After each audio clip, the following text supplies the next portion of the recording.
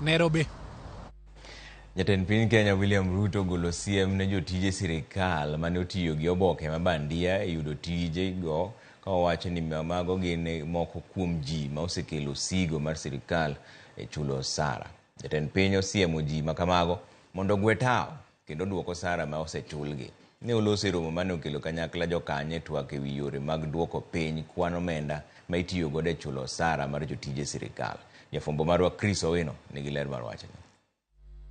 Dweche ariyo bang' duol mochung'ne ndiko jotich mag sirkal PSC yango nitiere jotich 2,000 mane oyudo tich kod obok mabandia mag somo, jatend piny William Ruto ogolo chik ni jotich makamago ogwe tao. Those who have fake certificates working for government at any level, please surrender and walk away, because it will not be business as usual as we go into the future. It is impunity of the highest level for any person to walk into a government office knowing very well that they have a fake certificate and actually get a job. Kaolos e kinde loro galamoro mar ndalo adek ewi osigo mar osara e karomo mar Bomas of Kenya, Ruto osingo mar rakore aching kod jotich makamago. I'm already Sakayo, so there is no problem.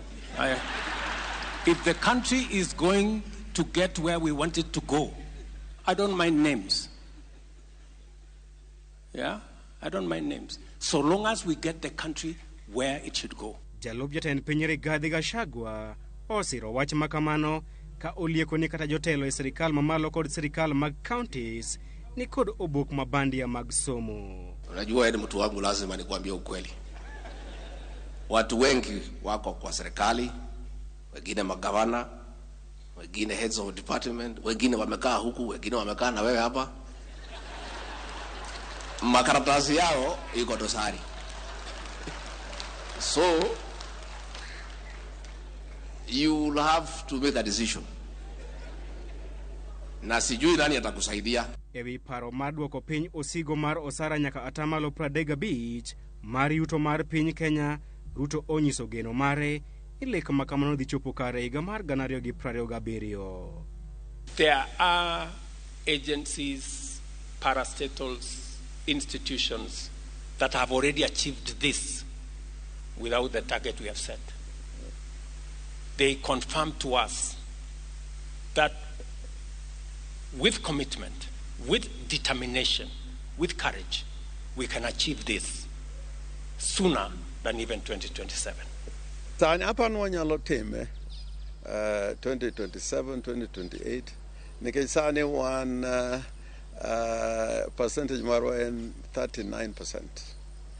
Ka nyocha warango sani waloso budget to waneno ka otemo dhirwa to 41%. So an gadieri he was an average and well over 45, 48. Koro okapar wan kamaracha inya gima teko moloyo en jomo ndiki gi local authorities ma ng'any gi pod ni tich kaka ne gol gi onge kaka nyalo rationalize onge. Galamoro makamano bende ong'ado ni sirkal mamalo kod sirkal mag counties nyaka tiek chulo jotich magi osara gi payroll machon kochopo dwe mar 6 higani. All institutions at both levels of government to migrate their payrolls to the Human Resource Information System Kenya by June 2025. Gima bro bedo matek to aparo ni kata control of budget nyocho okelo wach machalo kamano ni cash was bende gibeno nego ketgi outside the manual wage bill.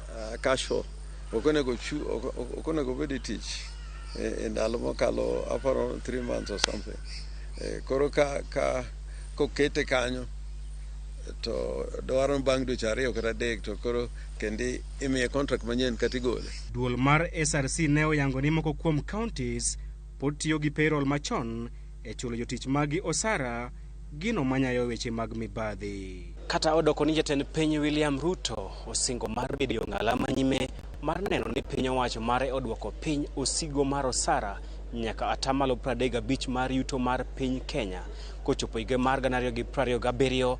Jopiny koro oketo wang'gi mar neno ka piny owacho dhi keto e tim winjruok makamano. Chris Owino, Ramogi TV, Bomas of Kenya, Nairobi. Gavana ma Siaya James Orengo onyiero weche ma